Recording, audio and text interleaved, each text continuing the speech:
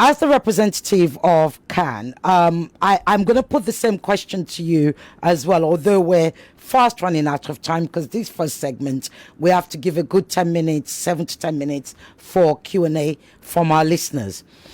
When you hear the term or the allegation of Christian genocide from the United States, President Trump, Ted Cruz, etc., what were your thoughts? And indeed, do you agree with them? Because you are running out of time, I will save you and just go to the basic. One, I've listened to the other speakers. I've listened to the arguments they bring. I am not speaking from research or whatever. I'm speaking as a victim. Mm-hmm. I'm speaking as the pastor who buried the almost 2,000 people in 2000 in Kaduna. Quote me, my name is Reverend Hayab.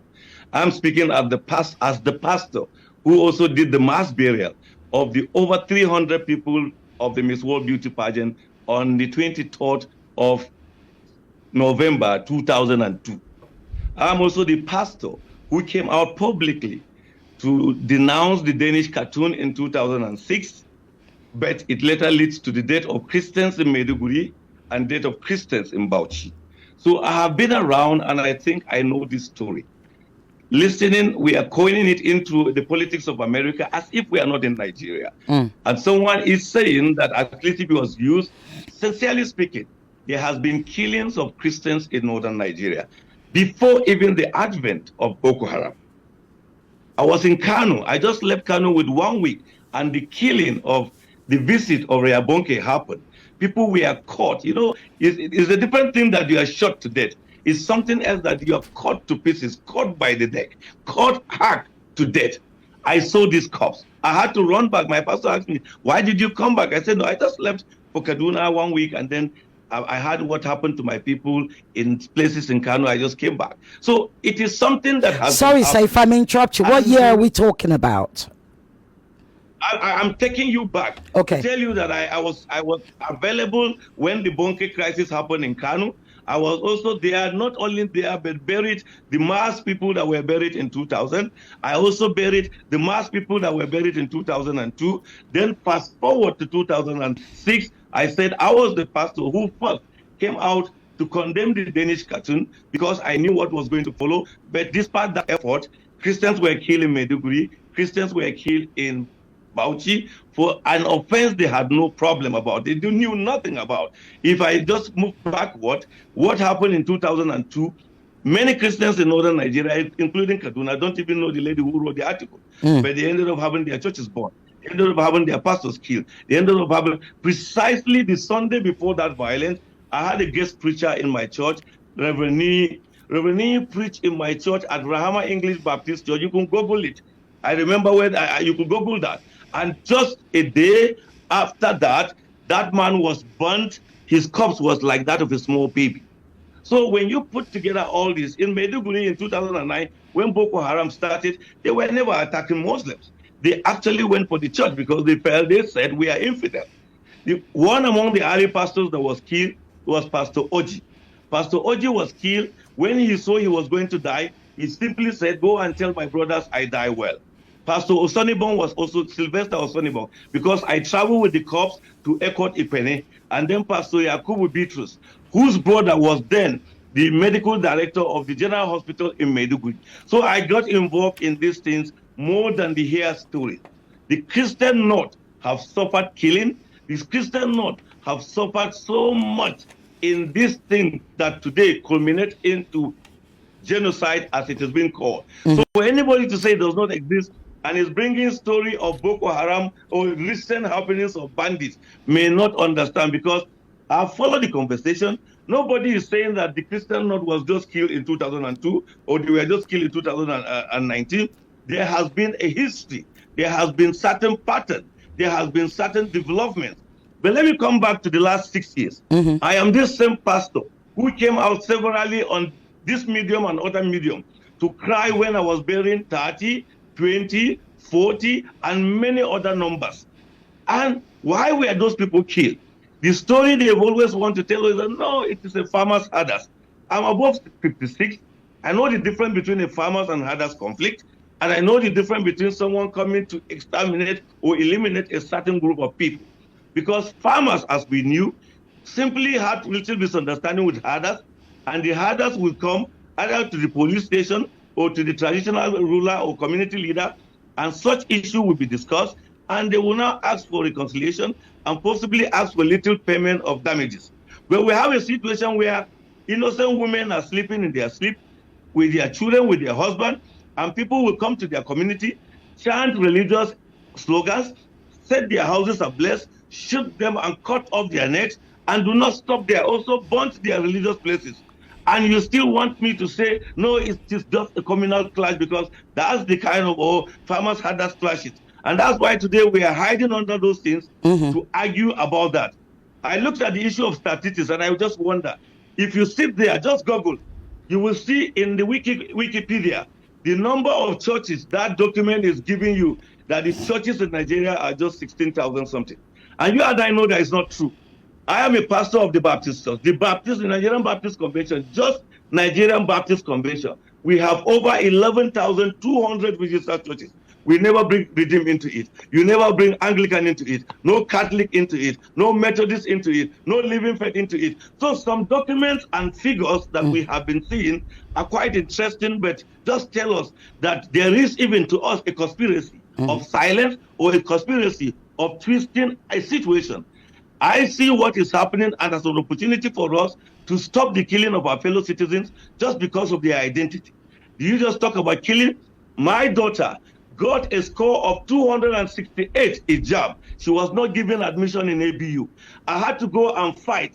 I told them, if you had even given her physics, I wouldn't have a problem. But to say she wasn't given admission, and I can see others who had 198, 202 given admission. What was her sin? Her name. My wife, the mother of my 6 children, went to receive an indigent form in a local government, in Kaduna, not local government. The lady who was in charge of that document is from Borno, but she sits in Kaduna to superintend. She gave her a settler certificate. What has happened to Reverend Hayab's? Can we get him back, please, tech team? We seem to have lost Reverend Hayab. I'm going to open up the lines now for, I think we can do 7 minutes. So please make it short, make it sharp, make it succinct. Not a review, just ask your question. If possible, state whom you're asking the question of. So we have Reverend Hayab, whose line we've lost, but they're going to get him back. We have Dr. Kabiru Adamu, we have David Udoyin, and we have Professor Sarah L. Tantawi. The telephone number is 0201 277 0993, or the female line is 0201 465 7190. Hopefully you've been sending your questions, and yes, you can do comments on WhatsApp 0809 597 5805. Also on YouTube and on Facebook, because we're going to be picking up from everywhere. I'm coming to your calls now. Hello. Good afternoon. This is Joy. Go ahead, Joy. Good afternoon. Where are you calling from? My question. I'm calling from Lagos. Go ahead. My question is, I think, is it true to say that they are also coming through farmers' headers? Because in my place, they are saying Fulani is going to farm to displace people in the farm. So this question goes to David and the Reverend and also Adamu. So is it safe to say, why are we having the Fulani going to people's farm? It happened in Enugu. It's happening in some places in Abia State. It's happening in some places in Edo and in Asaba. And when you ask, they will say they are Fulani people. So I want to know. You want to know if they're Fulani or not? Thank you. Yes. Thank you very much. People say, no, I've got it. Thank you. Sorry, we don't have time. I have to be very, very strict. Gentleman, lady, you can write that down. I'll come to you. Let me take one more. Hello. Hello. Yeah, good evening. My name is Rita. Go ahead, Rita. What's your question, so please? My question is, why is it that anytime they come, because I've seen it, I'm from the north, why is it that they always make use of the word army? And they are not being rebuked, because most times when we ask the question, you will say they come in place of using the religion. Why is it that the religion instead is not stopping them from using the word? Because which word? Sorry, which word? Arne. They always use irony. Irony. Okay. Yes. Which means Why what? is it- Tell everybody what it means. It A lot of means people we won't don't know. have religion. Okay. It means the Christians, we don't have religion. Why are Right. they using it? And the Muslims are not rebuking them from it. Okay. And this thing did not happen today. Since 1999. No. We can only take questions. No problem. We don't Thank have you. time. Thank you so much. Stay listening. Okay. I'm going to put that to you, Reverend, and to Kabiru, because I believe you understand the language. One more. Let me take another call, please. Hello. Hello, Cicioge. Yes, go ahead. Your name, please. This is Remy from Makoka. Go ahead, Remy. How many people need to be killed in a faith for it to be called genocide? It's like there's a certain number that must, a certain amount of people must be killed before we can call it genocide.